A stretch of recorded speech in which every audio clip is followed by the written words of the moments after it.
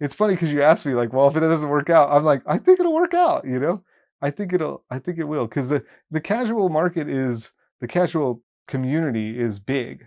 You know, they're always looking for some place to gather.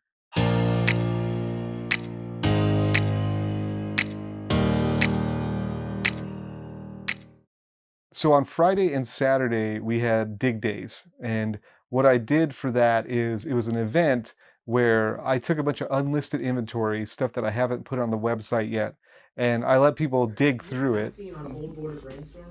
How are you guys enjoying the dig day? Go pretty good. Awesome, awesome. Everything was a quarter. So we had a box of foils, we had a box of rares, and then we had just, I don't know, a dozen to 15 boxes of other stuff that was stuff that's going on the inventory. It's not junk. It's not like, oh, I'm going to dig through the bulk. It's stuff that I would put like cultivates, you know, commander cards, cycling lands, some of those legendary creatures from the sets. They always have uncommon legendary creatures, stuff like that. How are you guys enjoying the dig day? This is the best day of my life. I'm digging it. You're digging it? I'm digging it.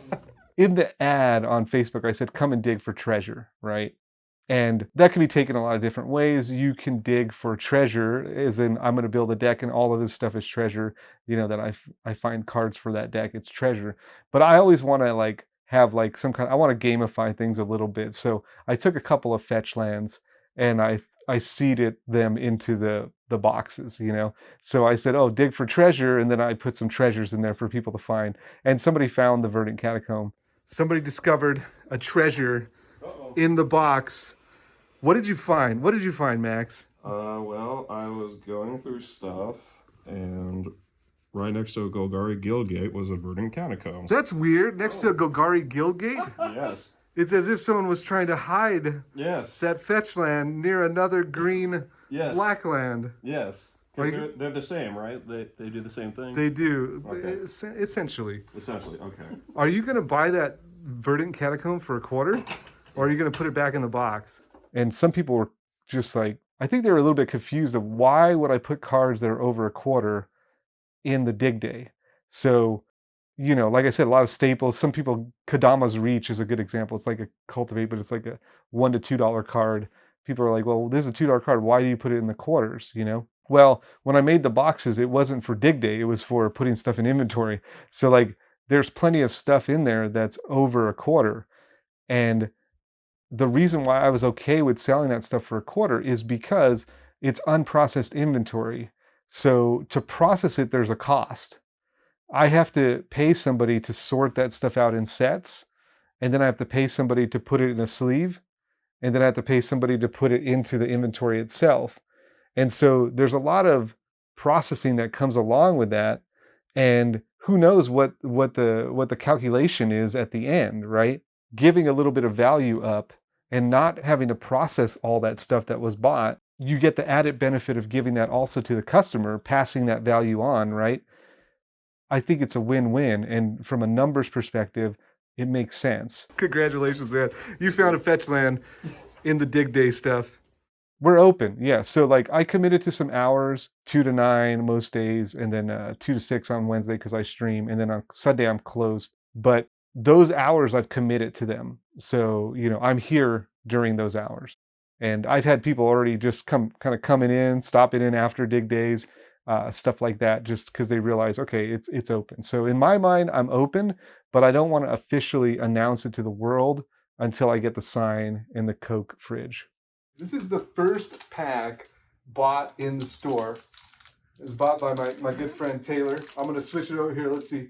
Let me see if You're gonna flip the camera? I'm gonna, oh, there we go. Aha, see? So my first sale was actually to a friend of mine, Taylor. We've been friends for a really long time, and he bought a Unfinity collector booster. Taylor's great. I mean, he's, like I said, we've been friends for a long time. So it was so cool that he was the first customer. So I'm super stoked about this. All right, so we're gonna open it up. Let's All check right, it out. yeah, here we go. All right, let's see.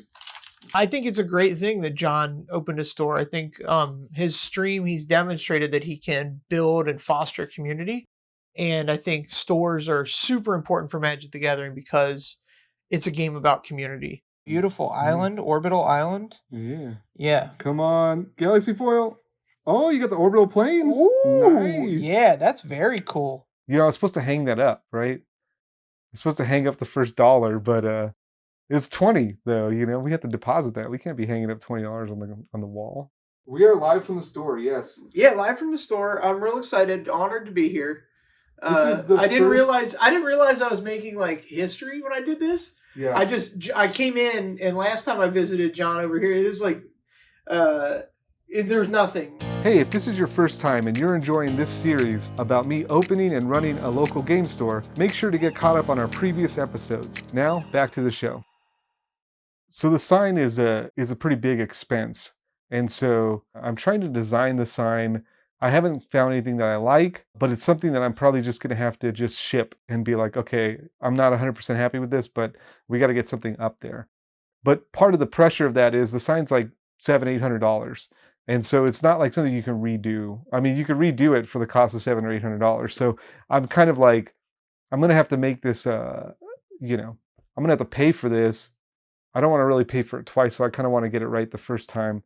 So I've already put up snacks, but I think the snacks will sell better when we have a cooler, because it's like you get a snack and then you want something to drink and it's like, so I think that we'll see more of that.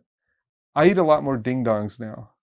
So the Coke cooler is already ordered. We're going to get a really cool black one.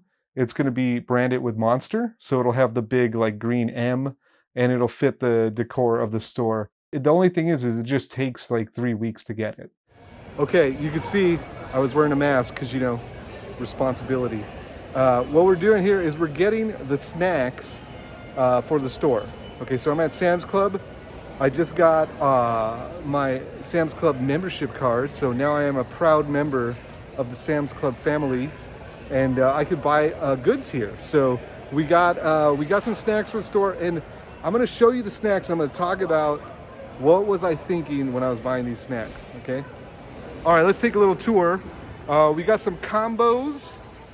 We got some Twinkies, cookies. Oh, these right here. I feel like these chips are the same price as these other chips right here. But I think we can put another like quarter on the price of these chips, because these are like fancy chips, right? So like these are like basic chips. Your basic. These fancy chips, all right? So I think we can squeeze a little more out of those. We're supposed to be making profit on this stuff. And so what I did is I calculated which ones had the higher profit margin. Something like this, 40, trail mix. We can get probably $1 out of these trail mixes. That's a $40 box right there.